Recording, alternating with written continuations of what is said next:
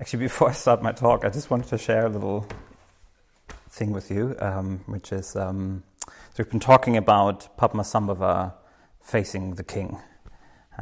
Yesterday, Brother Hridaya has introduced us to this image, and I don't know, just this image of, you said something like, will power bow to love, will love bow to power, love can't bow to power. You said that, and then, I don't know, he burns everyone's clothes off and they all bow. I don't know, it's just sort of stuck with me, and I was like, where do I know this image from? It's like, I know this image from somewhere. And then I remembered, oh yeah, it's, Lord of the Rings, the third movie. I hope you've all seen this. The one scene where everyone cries. All the four hobbits, Aragorn has just been crowned king. Everyone sort of bows in front of him, bows in front of the king, and then he encounters the four hobbits who've just managed to slay evil, slay Sauron, destroy the ring of power. And then he says, friends, you bow to no one. And then he bows in front of them, and then everyone else joins in, tears immediately. I don't know, just something about them having... It's actually funny because Sangrakta talks in one of his lectures about Lord of the Rings and Sauron, that's why I remembered it.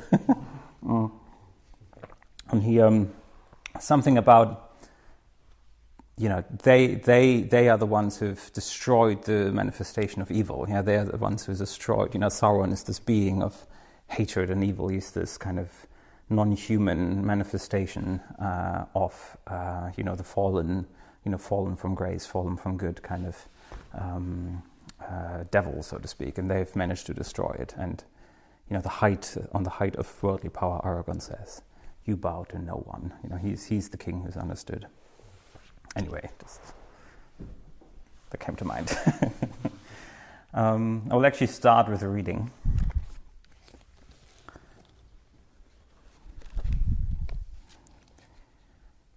Okay, so this is an encounter with the devil.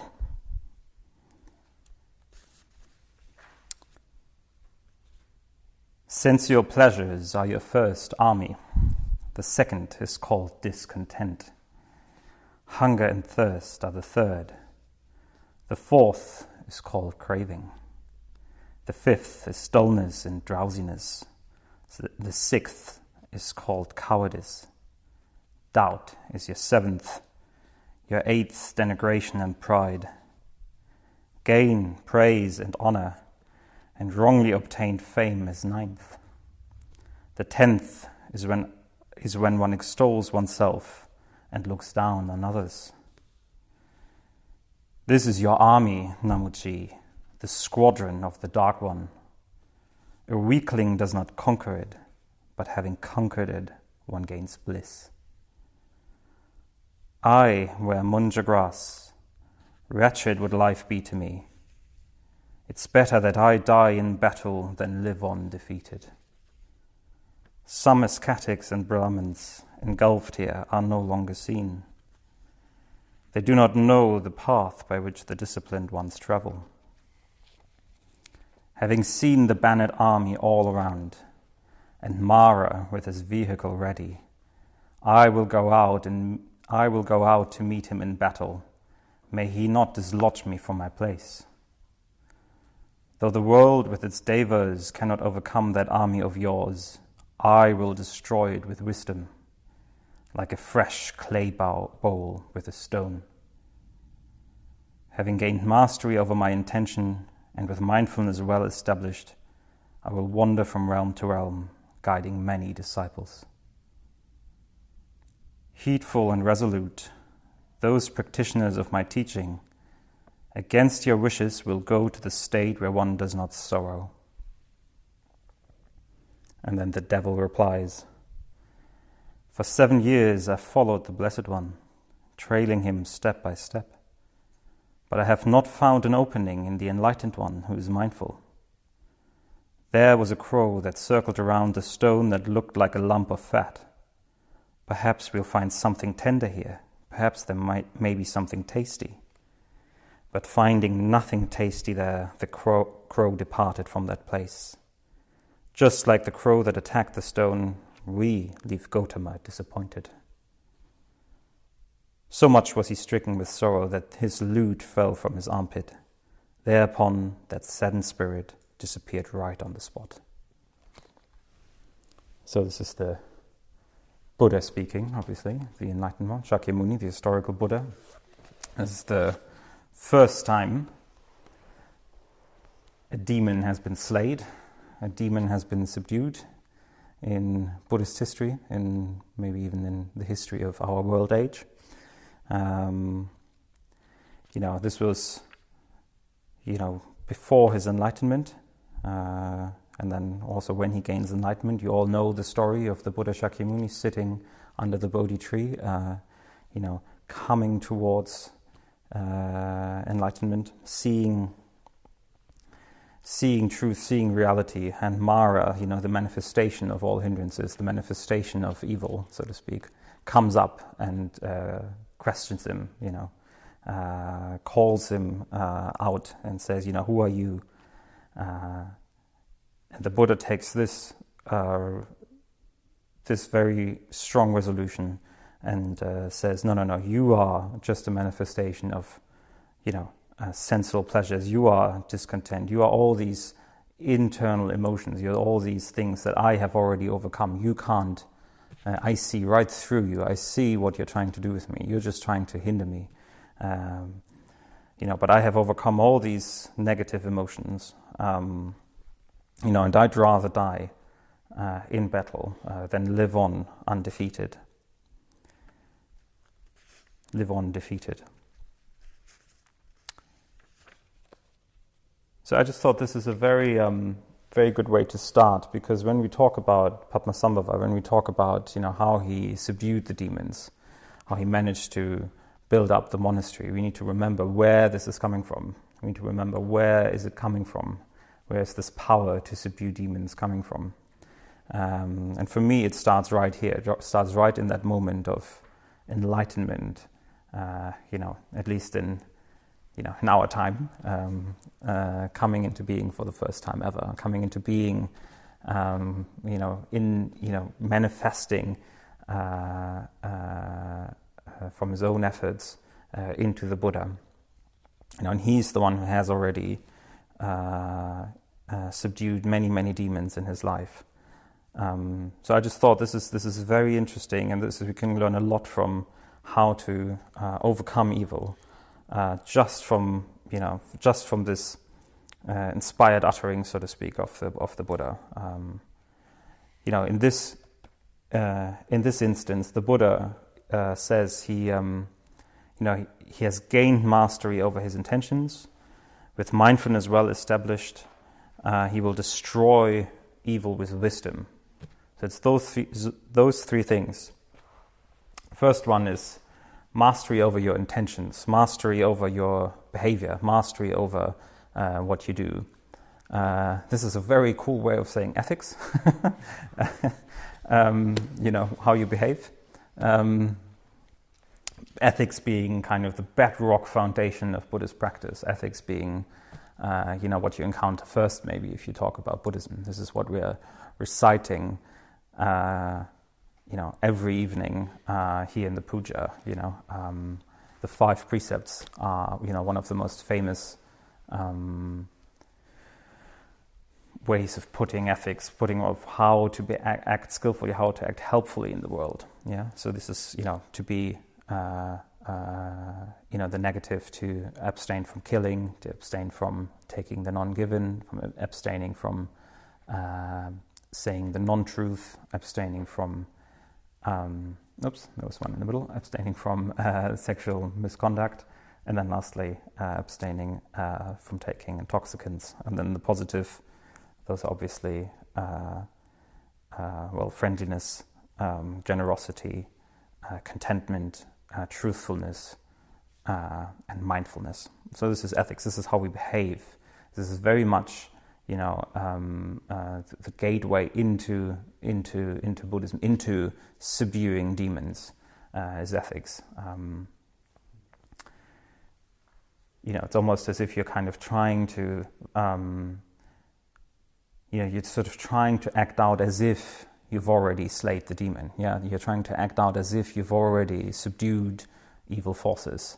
You really watch what you're doing with your actions, what you're doing with your speech, what you're doing with your mind. This is ethics. This is gaining mastery over intentions and behavior. Yeah, you're trying to gain mastery over what you're doing. Much nicer to talk in these terms than, ethics and morals. It's just, it sounds a bit, weirdly politically correct or something. But it's a bit more energetic, isn't it, to talk about it in these terms. So you gain mastery over your intentions with mindfulness well established. That's the second step. That is obviously meditation. This is the second big limb of the threefold path that the Buddha has described. Meditation. You're being mindful of where your mental states lead to. You're seeing the connections between your mental states and your actions and your ethics. This is mindfulness. Mindfulness of yourself, of other people, the environment, of reality. You're trying to calm your mind. You're trying to really gain insight into your being and into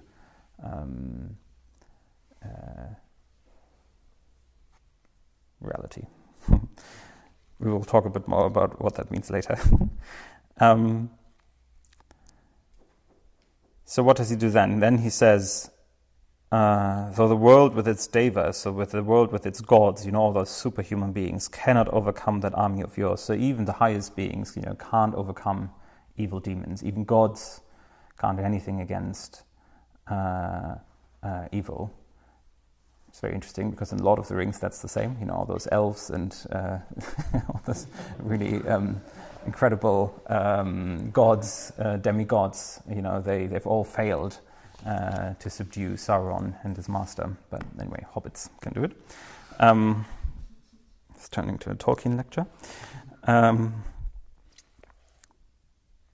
I will destroy it with wisdom, like a fresh clay bowl with a stone. It's a very interesting image, isn't it? A fresh clay bowl with a stone. It's like a really easy thing to do. It's like a fresh clay bowl is pretty easy to destroy, I think. It's one of those things that's just so... it's an image of, it's not going to take a lot if you've established wisdom to destroy something. Yeah, it's not going to take a lot if you bring wisdom into the game. Yeah, wisdom meaning insight on the basis of ethics and meditation. Insight into reality, insight into conditioned co-production, how we call it. This is really the whole of Buddhism. Yeah, the whole of Buddhism is in insight into conditioned co-production. So you might have heard that before, what that means. But basically, this is the central pillar out of which all Buddhist thought, Buddhist doctrine, Buddhist belief comes from.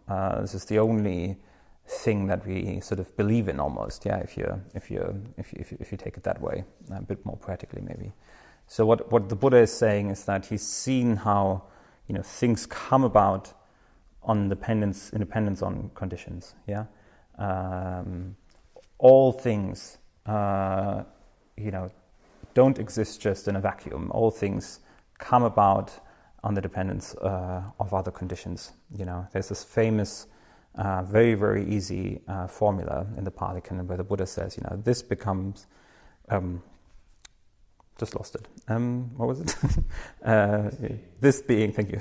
This being, that becomes. With the arising of this, that arises. With the ceasing of this, that ceases. That not arising, that does not become. Yeah, very easy. It's one of those things where you think, yes, so what? That sounds pretty obvious. But if you apply that to absolutely everything, you will see why Buddhism doesn't believe in a creator God. You will see why we believe in our actions having consequences. Why we believe in the fact that meditation matters, that our mind matters, that our mind creates everything, because it's at the very heart of our perception, kind of being one of the main conditions of our perception. And seeing that everything, even a devil is not a thing, but even a devil is something that arises and ceases. Insight into that creates liberation, creates freedom, creates complete uprooting of evil.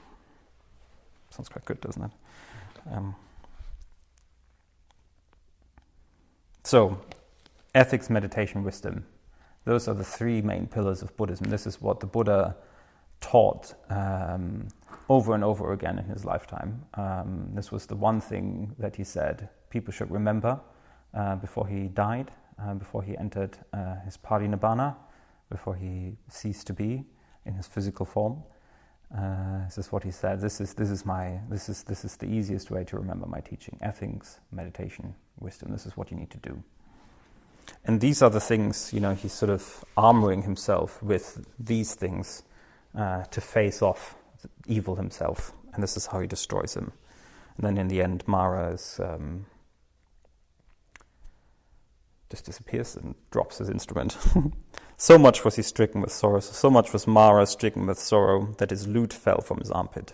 Thereupon that saddened spirit disappeared right on the spot. There was nothing left for Mara to do then, just play, well, okay, goodbye.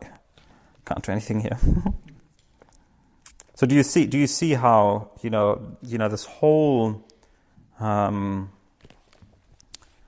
subject of subduing demons, of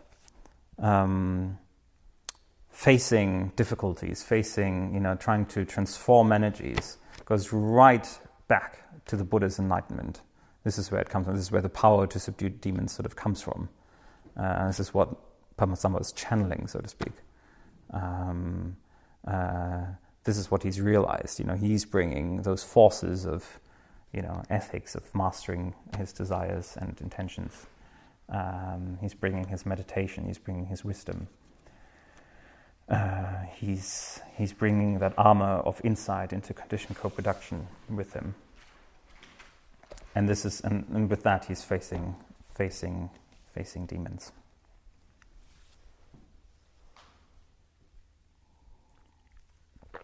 Okay.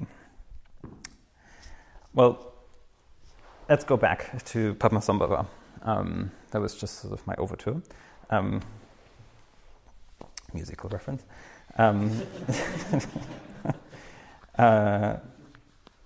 So a bit of a recap of the story. So we've heard how Padmasambhava was born. We heard how Padmasambhava came into being. He was kind of, shot from the sky into a lake and then born on a flower. Sorry. He then faced off all sorts of not so much evil spirits, but he faced off his own fears. He faced off the fears of humanity in cremation grounds. He completely transformed those wild forces. I wouldn't even see their evil in the cremation grounds. They're just they're almost sort of really sad figures in some ways. But he's facing, that what others do not want to see. Yeah, and then he's transforming himself in cremation grounds. And then he's getting invited to Tibet. He's getting invited by the king Trisong Detsen because the building of the monastery hasn't worked out. I just quickly want to introduce another figure whom we haven't talked about so much, and that is Shantarakshita. Shantarakshita. It's not Sangharakshita, who's the founder of our order, it's someone else. Shantarakshita. He's in the books he's called the Bodhisattva Abbot, or sometimes the Master Abbot or something. And he's actually also an Indian figure. He's also an Indian monk, and he was invited first. Yeah, he was invited first by Trisong Detsen to help with the building of the monastery. I don't know what it is about Trisong Detsen that he keeps asking Buddhists to build stuff for him. Maybe an architect would have been better, but you should have seen it coming that it doesn't work out.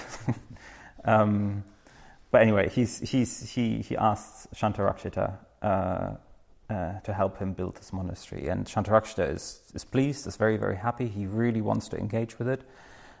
He asks, he starts building, and we've heard it yesterday.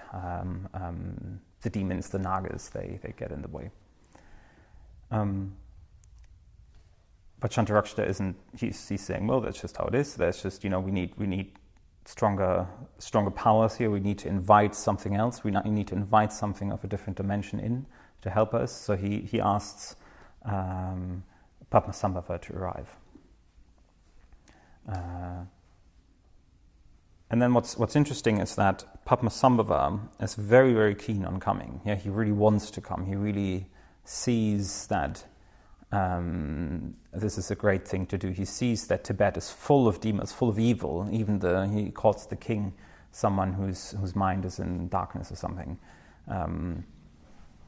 But he's very, very keen on transforming those forces. So even before he's spoken to the king, he's just kind of subduing demons on the way or something. It's very interesting. As soon as he enters Tibet, he just starts converting demons to the Dharma and converting all these different spirits. I'm actually going to read a few descriptions so that you can get a bit of a sense of how that was like. This is a bit of a description of what he does even before he meets the king. Yeah. So proceeding, Master Padma and his attendants arrived at the pass at the upper end of Mangyul. Here the war goddess of Shangshung, called Samye, tried to create obstacles. She disguised herself as two mountains and proceeded to squeeze Master Padma and attendants. But the master made way by striking his walking stick on the rock. When the war goddess came out downward, head first, she became perplexed and frightened. Then she offered the core of her life and pledged to be a guardian. Padmakara then gave her the secret name, Great Glacier Lady of Invincible Turquoise Mist. When they were traveling down to Heavenly Plain at the north, Naman Karmo brought down lightning on Master Padma, but the master placed a mirror in the palm of his hand and raised it. When it struck, the lightning was rendered powerless and became as small as 7 peas. Stunned, Naman Karmo became bewildered and fled down into the lake of splendor. Master Padma directed the scorpion gesture at the lake and visualized it to be a mass of fire. With this, the lake began to boil wildly, separating the flesh from her bones. Again she tried to escape, but Master Padma flung a vajra from his hand and hit her in the right eye. She then exclaimed, "Successor of the Buddha, Vajra Toten Sal, I shall not create obstacles. Please accept me." Thus she offered the core of her life, was bound under the oath, and named fleshless one-eyed Vajra Lady of the White Glacier. Afterward, when going on to the valley of Chepu Shampo, Yadha Shampo manifested himself as a white yak the size of a mountainside. With his nose steaming like assembling clouds, his roar like thunder, and his breath storming like a blizzard, he brought down lightning and hail. He then assumed a formidable stance. Master Padma caught the yak by the nose with a hook gesture, bound his middle with a lasso gesture, laid his legs in shackles with a chain gesture, and beat and hacked him with a bell gesture. By that, Yalha Shampo turned into a young boy with white silken braids. He offered the core of his life and was bound under oath. So this is just a few examples of all the demons he's encountering on the way to the king. And what I find very interesting here is that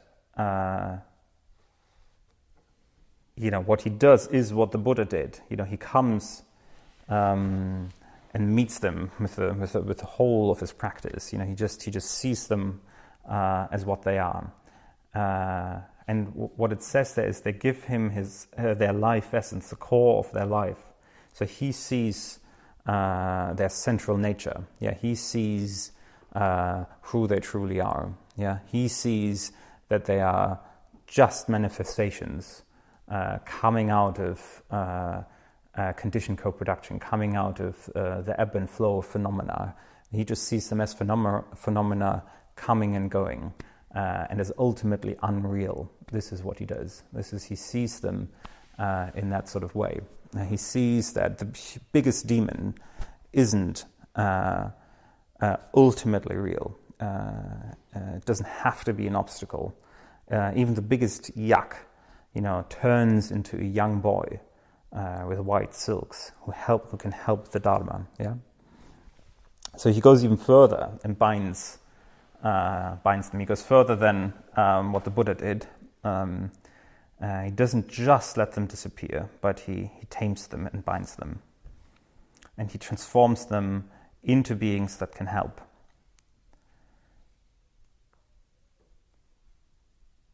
So what does that mean? Well, we've been talking a bit about what demons are already. We've been talking about the fact that we can see them as internal energies, internal forces, unconscious forces even, forces that are getting in the way of our Dharma practice. We can even see from what the Buddha said about the devil, that demons are craving, demons are lust, demons are sensual distractions, demons are conceit. Sometimes even in meditation you get that sense that the hindrances, the different hindrances that we encounter, like, sleepiness, restlessness, sloth and torpor, they sort of come like demons sometimes. And sometimes you can notice that in the shrine room, that they're not just your own, that they sort of come like demons into a room and sort of walk through the whole room and disturb everyone's meditation. Hindrances catch on. They catch on to others. This is why it's very important to keep them in check and not pass them on to others. Be very, very still. Be very, very precise what you're doing in meditation. Be very aware of how you affect others. But there's also like a sort of a good news, which is that they are also impersonal. You don't have to take hindrances and what happens to us in meditation too personally. And I mean that both positively and negatively. So both when something really bad happens in meditation, it's not just us. It is kind of our collective minds. I mean, I'm not trying to sound too woolly here, but it's very poetic. Our collective minds creating a sort of atmosphere. Even rooms have an atmosphere. You enter a shrine room and you immediately notice a different atmosphere. This is why it's easier to practice in certain places and not in others. On the positive side, it's not just demons who come into play in meditations, it's also gods and goddesses who come into play. Those sort of angelic beings of higher consciousness, of higher states of consciousness. I've definitely had meditations. In Berlin we have this meditation night, and we've been very, very precise on how we meditate there and what kind of culture we want to create of meditation. And Ratna, one of our order members, has sort of said that you've always wanted a residential deva in a shrine room. You always wanted a sort of a deva to live in a shrine room. And I think we've sort of started to help creating that atmosphere, because I've definitely had meditation experiences in that room where I was in very blissful states and knew that I didn't create them. I just caught something from the room. I just caught something from the meditation experience of others. So this is another thing that we can do in meditation, is be very, very open to others' experiences in meditation. We can kind of, if it's not working well, sort of hook ourselves onto someone else. But you see, like, the mind isn't so separated. You can even explore that in meditation. You can explore that in meditation, how the mind isn't a closed-off, personal, individualistic thing. We are all conditioned by each other. This is why the mind and collective, and like especially in communities, mental states have a huge, huge impact. Have a huge, huge effect on us and on the world.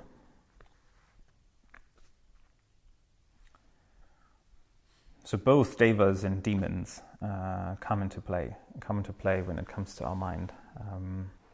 So it's both. So Sangharakshita, he says that demons start where the individual mind ends and the collective unconscious begins. They live in that sort of intermediate state. They live. They're not just your own, distraction or evil force within you. They are also part of something bigger. They're also part of something bigger. They're also part of our culture, our views, our sort of world views that we inhabit. We're sort of up against demons in our culture. It's very interesting, the way Padmasambhava talks about it. He really says that Tibet is infected with demons. It's not as if the demons from Tibet are now coming down to India or something and I'm kind of trying to invade or something. It is, they are there. They are sort of connected with the people who live there. Nature and people have sort of brought about these demonic forces. And they are not in favor of the Dharma. And they're very disturbed by the Dharma, in fact. So to face demons is facing our views and the views of the group, the views of wider society even. There's helpful views in the world and there's unhelpful views in the world. I'm not saying that the whole world is sort of demonic or something, even though sometimes it feels like it is. But there's definitely views out there which are supportive of Dharma practice, but there's a lot of views that are unsupportive of Dharma practice. And there's this wonderful teaching by Sangharakshita where he makes that clear. He says, to face demons, to face those conventions almost of society, and to not to not take them as real living things. But instead act out of your own wisdom, your own insight, means to become a true individual. So to become a true individual means to face demons, to not be affected by demons, to subdue them.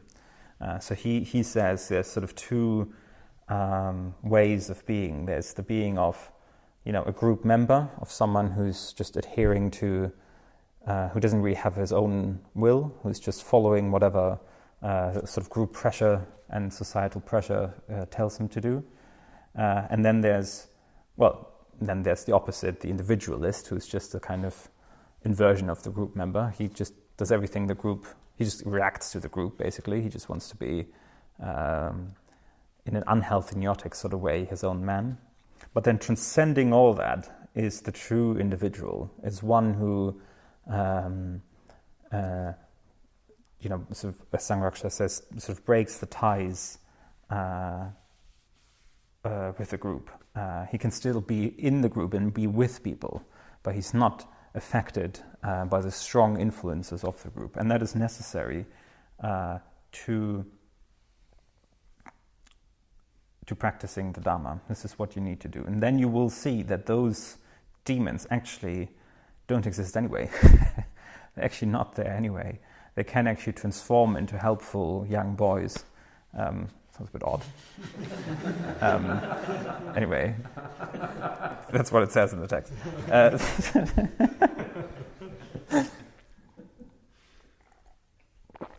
Something nice. Just imagine something nice. Into something helpful. Oh dear. Where was I? You get the gist. So this is one way of thinking about demons, right?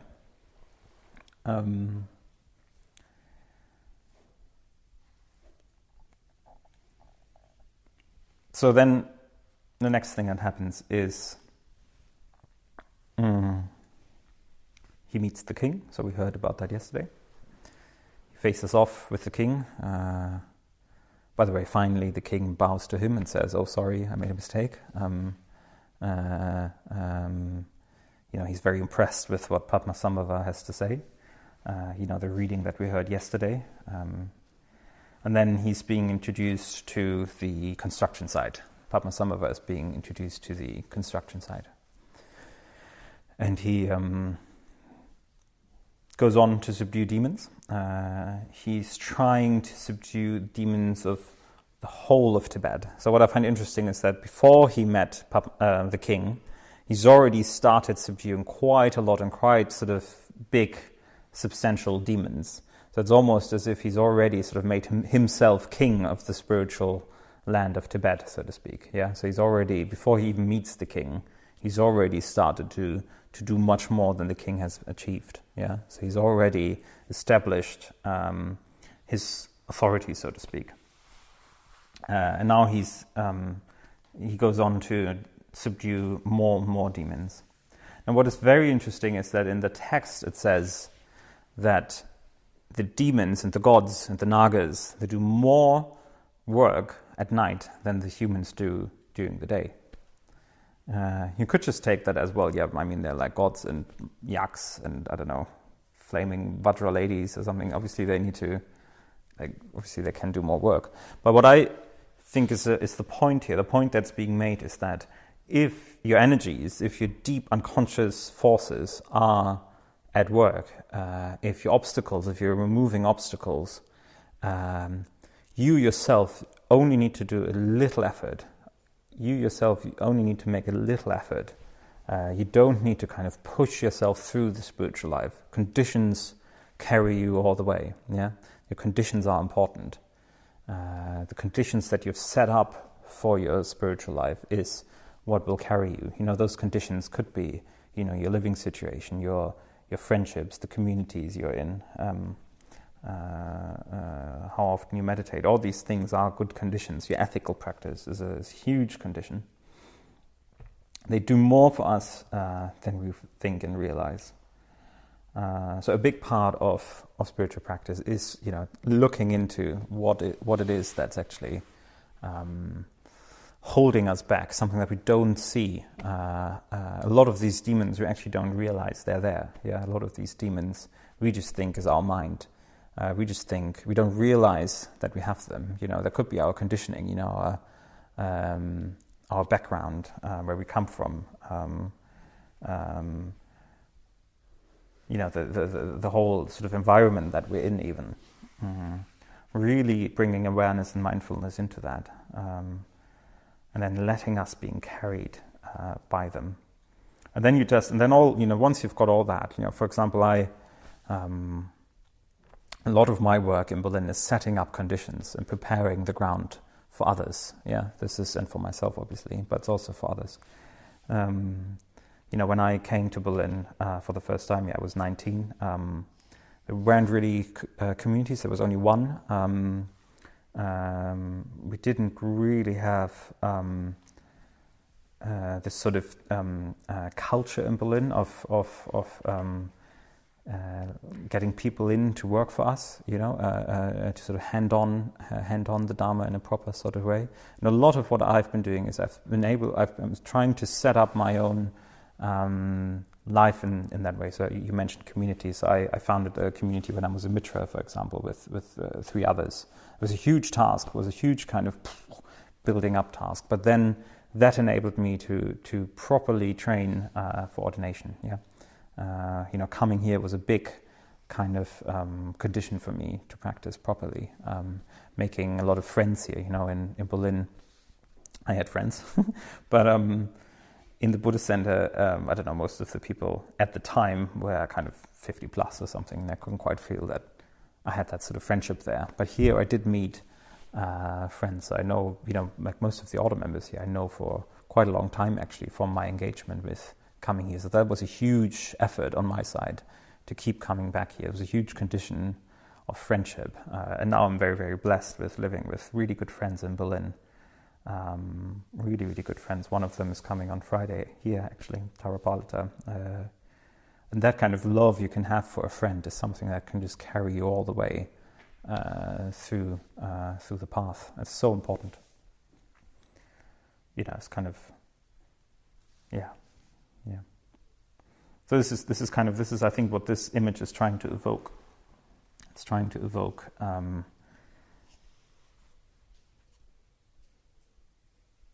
you know, once you've faced what you need, once you've faced what's in the way, you those forces can actually bring you all the way, take you all the way.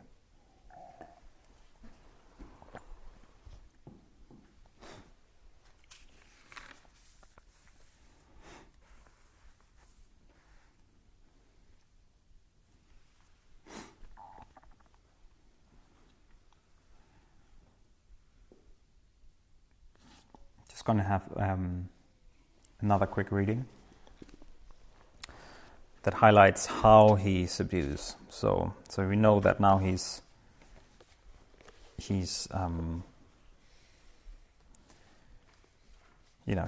bound them by oath. He's seen them. But here in this reading, he talks to Padmasambhava, talks to all those spirits and to all those demons, and he says, "Hung, listen. I am the lotus-born one, untainted by a womb. I am Padmavajra, my body, invulnerable to the sickness of the four elements, has attained the longevity of an immortal Vidyadhara. Manifesting my body, speech, and mind as a deity, I possess the power of outshining haughty spirits, by realizing all discursive thoughts to be mind. The threat of horrifying gods and demons does not intimidate me. Within the vast mandala of space, the four elements are easily accommodated. They are accommodated, yet still there's vastness. Within the empty mandala of mind essence, appearance and existence, gods and demons are easily accommodated. They are accommodated, yet still there's vastness. Within the empty mind essence, beyond concepts, neither gods nor demons exist. Whichever magical trickery you display before me, I am not moved even the slightest. There's no way you can destroy the nature of mind. To prevent you from transgressing my command, I entitle each of you with my mantra to receive this great offering Dharma that has been multiplied through my samadhi. Through the gesture, you will transcend loss and gain, strife and quarrel. Receive it through the truth of my words. Accept the Dharma and give your consent to use this site. Gods and demons, help building the temple. Fulfill the aspiration of Trisong Detsum. Do not break the command of this mantra Dara. Respectfully and humbly, go assemble for work." I think that just highlights a bit better how, he's not just, the force of his subduing is seeing that they are not real, that the mind is vaster than any demon. The real nature of mind, so to speak, is vaster than any evil force. Yeah, I think we can sort of see that. The ability of the mind to overcome suffering, to overcome deep-seated obstacles, to overcome trauma, even is tremendous, is vast. It's very affirming, that sort of view, to think, well, our mind is limitless, is boundless in its potential. So obviously, it can face demons. Obviously, we can. No matter how big a demon may be, even if it's, the size of a mountain, our mind in potential is immeasurably vaster. Yeah, it's much vaster than that. And this is what Padmasambhava has realized. This is what he sees. This is why he isn't moved even in the slightest by the demons. And then he calls them to work. So it's not just that he's saying, well, you're not real, so you don't exist. Yeah. He's just saying, you're not real, you're not ultimately real, you are there, but I see your essence, and this is why I can make you help build that monastery, help on the path, help the people of Tibet to reach enlightenment. So then the monastery is finished. All the gods and demons muck in, or what does it say on the board?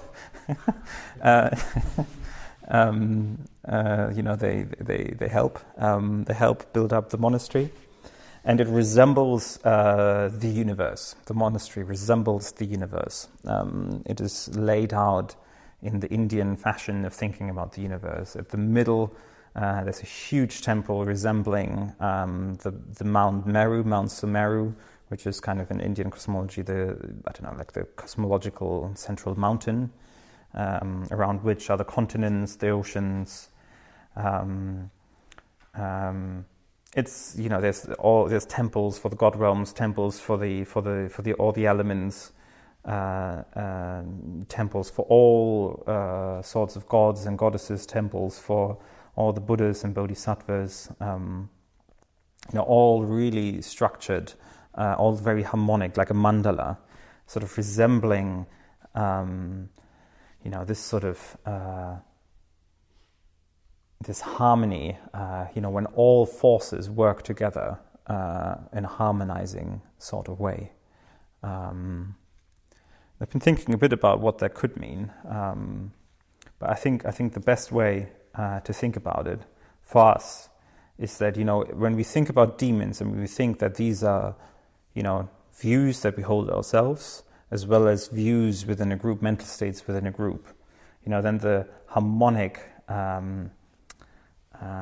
structure of the monastery is the coming together of true individuals who form a spiritual community. This is a symbol of the harmonic way, when all the demons have been subdued, when all the obstacles have been subdued, how, a vision of how humanity can work together as a true spiritual community, where everything is unique and individual, yet works together beautifully, enhances each other. So this I think is the symbolism of the monastery, and this is why it's important. This is why it's not just a building. They had temples already in Tibet, but they did not yet have a spiritual community. They did not yet have a true association of individuals. They did not yet have harmony and depth of practice.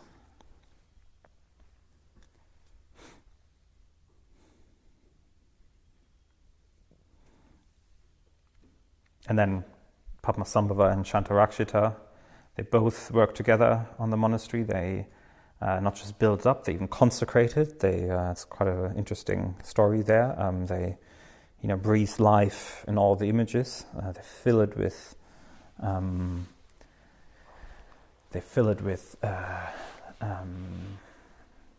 practice, with depth, with insight. All the images come alive, witness the monastery, and then find their place back in the monastery, in the temples. So now it's ready to fulfill its function and to work for the good of the people in Tibet. This is kind of the goal has been reached, so to speak. It's not just about individual. You will see, the whole story that we've been following is not about individual enlightenment here. No one has gained enlightenment. This is about Padmasambhava bringing about a spiritual community, bringing about a foundation, a bedrock foundation, so that other people may benefit, so that the whole of Tibet may benefit for the Dharma. In a way, Padmasambhava is not really, the story of Padmasambhava is not really a hero's journey, like we usually know it. One who, sets out with a problem, sets out with a sort of a task, and then struggles, has to overcome all sorts of obstacles, and through that process grows into something else.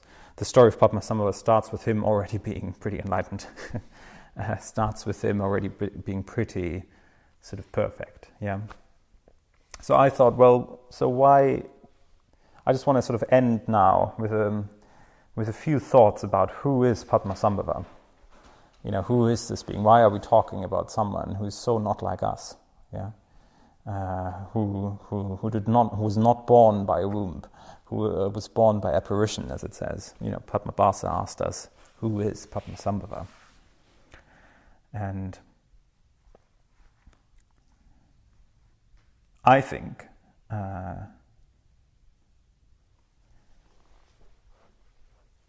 that Padmasambhava Shantarakshita and Trisong Detsen are all the same person. They are all different aspects of ourselves. They all needed to have come together to make the coming about of the monastery. They're all they're almost just different aspects of one person.